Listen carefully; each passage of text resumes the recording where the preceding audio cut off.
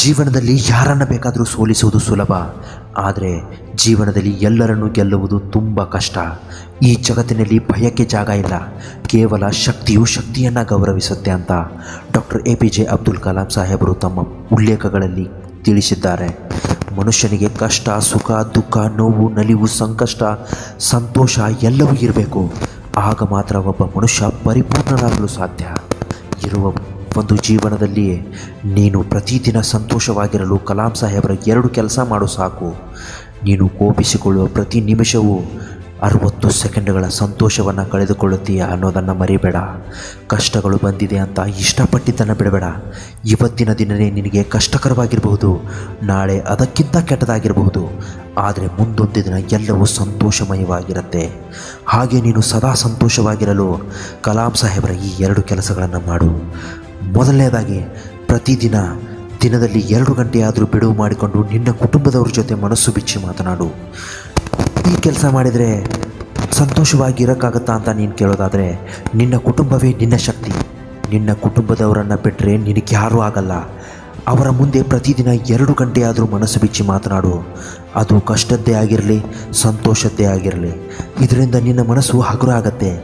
ನಿನ್ನ ಕಷ್ಟಗಳ ಬಗ್ಗೆ ಅವರಿಂದ ನಿನಗೆ ಪರಿಹಾರ ಕೂಡ ಸಿಗುತ್ತೆ. ನಿನ್ನ ಬಗ್ಗೆ, ನಿನ್ನ ಗೆಲುವಿನ ಬಗ್ಗೆ, ನಿನ್ನ ಗೆಲುವಿನಲ್ಲಿ ಅವರು ಕೂಡ ಭಾಗಿಯಾಗ್ತಾರೆ. ಮೂರನೇದಾಗಿ, ನಿನ್ನ ಕೆಲಸವನ್ನು ಪ್ರೀತಿಸು. ಕಠಿಣವಾದ ಕೆಲಸಗಳು ಅಸಾಧ್ಯವೆಂದಲ್ಲ, ಕಠಿಣವಾದ ಕೆಲಸಗಳಿಗೆ ಹೆಚ್ಚಿಗೆ ಕಷ್ಟಪಡಬೇಕಾಗತ್ತೆ. ಯಾವುದೇ ಪರಿಸ್ಥಿತಿ ಇರಲಿ, ನಿನಗೆ ಪದೇ ಪದೇ ಸೋಲುಗಳೇ ಎದುರಾಗಲಿ, ಆದರೆ ನೀನು ಮಾಡುವಂತಹ ಕೆಲಸವನ್ನು ನೀನು ಪ್ರೀತಿಸು. ಯಾವುದೇ ಕಾರಣಕ್ಕೂ ನಿನ್ನ ಕೆಲಸಕ್ಕೆ ನೀನೇ ವಂಚನೆ ಮಾಡಬೇಡ. ಆ ಕೆಲಸವೇ ನಿನ್ನನ್ನು ನಾಳೆ ದೊಡ್ಡ ಮಟ್ಟಕ್ಕೆ ಕರೆದುಕೊಂಡು ಹೋಗುತ್ತೆ. ಹೀಗೆ ಕಷ್ಟಪಟ್ಟು ತನ್ನ ಕೆಲಸವನ್ನೇ ಪ್ರೀತಿಸಿದವರೇ ಇಂದು ಮಹಾನ್ ವ್ಯಕ್ತಿಗಳಾಗಿ ಬೆಳೆದಿದ್ದಾರೆ. ನೀನು ಮಾಡುವ ಕೆಲಸ ನಿನಗೆ ಇವತ್ತು ಸುಖ ಕೊಡದೇ ಇರ್ಬೋದು, ಗೆಲುವು ತಂದು ಕೊಡದೇ ಇರ್ಬೋದು, ಆದರೆ ನಾಳೆ ಮುಂದಿನ ದಿನಗಳಲ್ಲಿ ನೀನು ಶ್ರದ್ಧೆಯಿಂದ ಮಾಡಿದ ಕೆಲಸಗಳೇ ನಿನ್ನನ್ನು ದೊಡ್ಡ ವ್ಯಕ್ತಿಯನ್ನಾಗಿ ಮಾಡುತ್ತೆ. ಕಲಾಂ ಸಾಹೇಬರ ಈ 2 ಕೆಲಸಗಳನ್ನು ನೀನು ನಿನ್ನ ಜೀವನದಲ್ಲಿ ಅಳವಡಿಸಿಕೊಂಡ್ರೆ ನೀನು ಜೀವನವಿಡೀ ಸಂತೋಷವಾಗಿರ್ತೀಯ. ಬದುಕಿನ ಶ್ರೇಷ್ಠ ಜೀವನ ತತ್ವ ಎಂದರೆ ಮನಸ್ಸನ್ನು ಯಾವತ್ತೂ ಸಂತೋಷದಿಂದ ಇರಿಸಿಕೊಳ್ಳೋದು. ಯಶಸ್ಸು ನಿನ್ನನ್ನು ಸಂತಸಪಡಿಸುವುದೋ ಇಲ್ಲವೋ ಎಂಬುದು ನಿನಗೆ ತಿಳಿದಿಲ್ಲ, ಆದರೆ ಸಂತುಷ್ಟ ಮನಸ್ಸು ಯಾವತ್ತೂ ಯಶಸ್ಸಿನ ಕಡೆಗೆ ನಿನ್ನನ್ನು ಸಾಗಿಸುತ್ತೆ.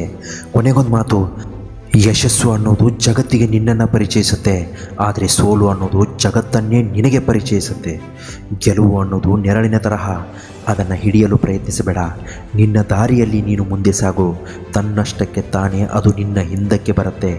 ಆದರೆ ನಿನ್ನ ಹೆಜ್ಜೆಗಳು ಬೆಳಕಿನ ಕಡೆಗೆ ಬಿದ್ದರೆ ಮಾತ್ರ ನಿನಗೆ ನೆರಳು ಸಿಗೋದು. ಇಂತಹ ಮತ್ತಷ್ಟು ಒಳ್ಳೆಯ ಕಂಟೆಂಟ್ಗಳೊಂದಿಗೆ ಮತ್ತೊಂದು ವಿಡಿಯೋದಲ್ಲಿ ತಪ್ಪದೇ ಸಿಗ್ತೀವಿ. ನಮಸ್ಕಾರ, ಎಲ್ರಿಗೂ ಒಳ್ಳೆಯದಾಗಲಿ.